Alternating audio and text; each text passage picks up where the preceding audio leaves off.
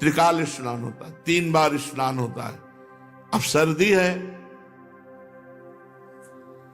और गंगा जी का स्नान 3 बार, और जटाएं हर समय भीगी रहती, वो टपकती रहती थी। कोई तौलिया थोड़ी थी कि पोछ ले, वो वही एक अचला, चाहे पोछ लो चाहे ओढ़ लो। अरे मस्ती, वैराग्य की एक मस्ती होती। प्रतिदिन 2 बार स्नान।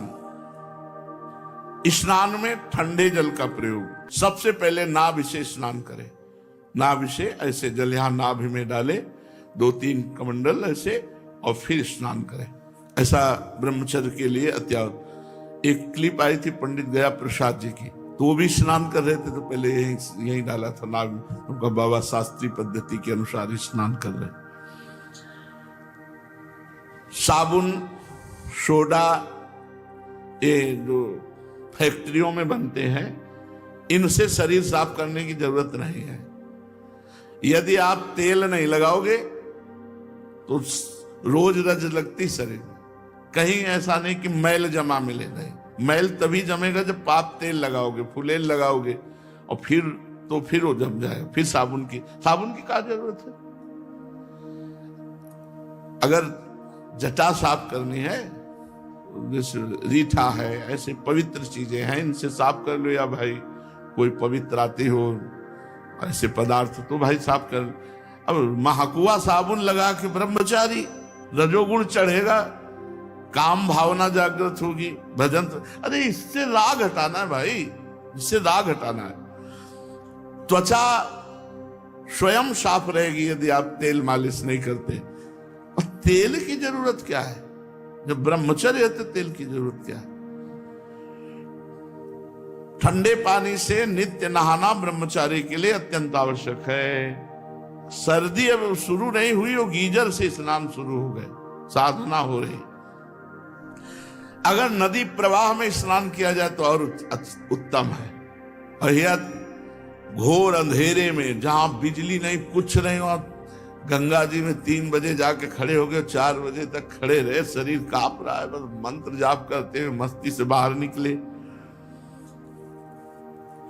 स्नान भोजन के पहले और भोजन के 3 घंटे बाद।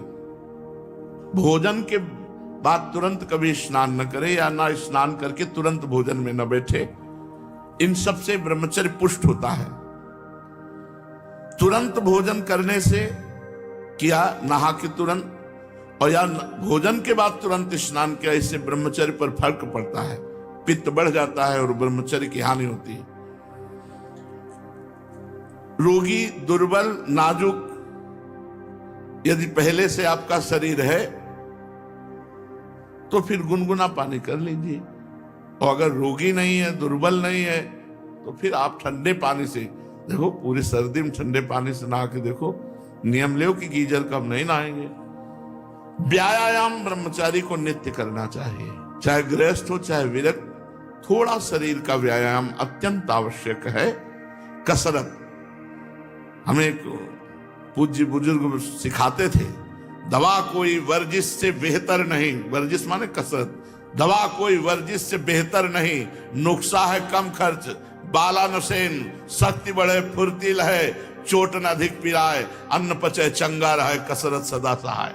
बांध लंगोटा बचा के इंद्री, कभी न देखा पर नारी, धर्म के टुकड़े खाकर भैया चढ़ी धर्म की तैयारी। ये ऐसे तो बिल्कुल गांव की बातें हमें बता रहे। बांध लंगोटा बचा के इंद्री, कभी न देखा पर नारी, धर्म के टुकड़े खाकर भैया चढ़ी धर्म की तैयारी। ऐसे थोड़ी परमार्थ पथ पे चला जाता है। ब्रह्मचर्य में भोजन का बहुत बड़ा योग है।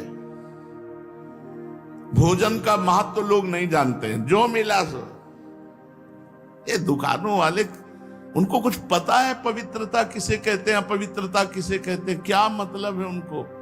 सामने बढ़िया बढ़िया बर्तन में बढ़िया बढ़िया शीशा के अंदर दिखाई दे रहे हैं। बाजार के भोजन से, बाजार की वस्तुओं से थोड़ा नमस्कार, दूरी बना के रखो, तब तो बुद्धि शुद्ध रहेगी।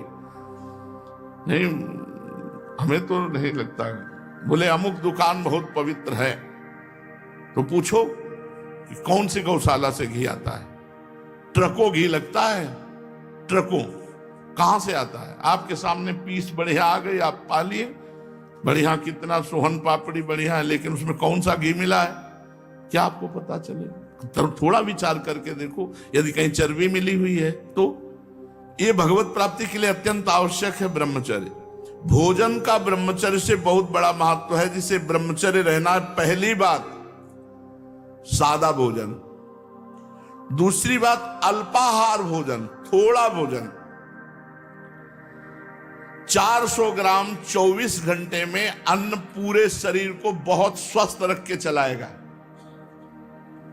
400 ग्राम अन्न। अब आप विचार करो, 400 ग्राम अल्पाहार, 2 रोटी थोड़ी दाल थोड़ा, फिर शाम के ले लो 2 रोटी थोड़ा दाल। देखो को बढ़िया भजन एक करो, 10 दिन तो कर लो। अगर अच्छा लगे तो ये करना, नहीं फिर छूट ले लो, खूब खाओ पियो, क्या परेशानी। 10 दिन ऐसा कर लो। सादा अल्पाहार, अधिक भोजन करने वाला आंतों को बोझिल करता है। जिसकी आंतें बोझिल होती हैं वो ब्रह्मचर्य नहीं रह सकता। जिसके पेट चर्बी हो ब्रह्मचर्य के तो।